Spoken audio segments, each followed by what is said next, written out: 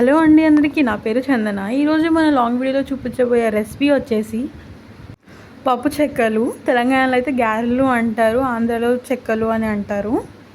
But ఈసారి మనం పెద్ద పెద్ద చెక్కలు చేయట్లేదండి, ఇవి చిన్న చిన్నవి నేను స్నాక్ కోసం చేస్తున్నాను. ఇవి మన చేతితోటి మనమే చేసుకోవచ్చు. ఎలా చేయాలో రెసిపీ చూద్దామా? ఫస్ట్ ఒక గ్లాస్ బియ్యం పిండి తీసుకోండి. దాని తర్వాత అదే గ్లాస్ వాటర్ తీసుకోవాలి. అండ్ కొంచెం ఉప్పు, జీలకర్ర, అలాగే కొంచెం ఆయిల్ వేసుకోండి. నేను స్కిప్ చేశాను ఇక్కడ, అంటే మర్చిపోయాను అనుకోండి. మీరు మర్చిపోకుండా ఆయిల్ వేసుకోండి. అలాగే కొంచెం వాటర్ బాయిల్ అవ్వగానే మనం బియ్యం పిండి ఏ గ్లాస్లో తీసుకున్నామో ఆ గ్లాస్ బియ్యం పిండి వేసుకొని మిక్స్ చేసుకోవాలి. తర్వాత వెంటనే బంద్ చేయాలండి స్టవ్, లేకపోతే మాడిపోతుంది.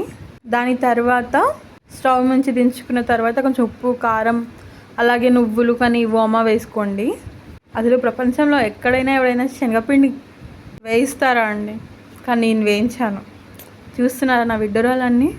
దాని తర్వాత మనం వేయించుకున్న పల్లీలు అండ్ శనగపప్పు వేసుకుని కూడా బాగా మిక్స్ చేసుకోవాలి. పల్లీలు పొట్టు తీసుకుంటే తీసుకోండి, లేదా లేదు, మీ ఇష్టం. అది నా మతి మరుపు ఒక రెండో స్టెప్కి వెనక్కెళ్ళిందండి. మీరు మాత్రం తప్పు చేయకుండా పల్లీలు వేసినప్పుడు మాత్రమే నువ్వులు వేసుకొని కలుపుకోండి. నేను అన్నీ కలిపిన తర్వాత నాకు నువ్వులు గుర్తుకొచ్చాయి. నువ్వులు కూడా వేసుకొని బాగా మిక్స్ చేసుకున్న తర్వాత చపాతీ పిండిలా కలుపుకోవాలి. కలుపుకున్న తర్వాత మనకి బాల్లా వస్తుందా లేదా అని ఫస్టే కలిపి చూసుకోవాలి.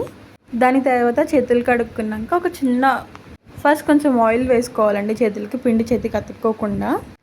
దాని తర్వాత చిన్న ముద్ద తీసుకొని దాన్ని చిన్నగా రౌండ్గా బిల్లల్లా చేసుకోవాలి. మేము చేతితో చేసుకోలేము అనుకున్న వాళ్ళు మిషన్తో చేసుకోవచ్చు, లేకపోతే గ్లాస్కి ఆయిల్ అప్లై చేసి దాని మీద నొక్కుకోవచ్చు. అది మీ ఇష్టం, అది మీ కంఫర్ట్. నాకు చేతితో కంఫర్ట్గా అనిపించింది, చేతితో చేశాను. అండ్ మీకు డౌట్ వచ్చి ఉంటుంది, ఎందుకక్క మీరు చేసేది చూపించలేదు అని. అండ్ ఇప్పుడు తీసేది కూడా చూపించట్లేదు నేను. నా దగ్గర కెమెరా స్టాండ్ లేదండి.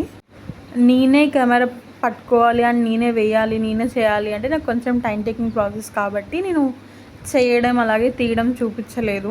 బట్ ఎక్కడ రెసిపీ స్కిప్ అయితే చేయలేదు, అంతా చూపించాను. మీరు చేసుకునే దాన్ని బట్టించి డిపెండ్ అయి ఉంటుంది. అండ్ ఈ మధ్యలో నేను నా వాయిస్ ఓవర్ ఇస్తూనే వీడియోస్ తీస్తున్నాను.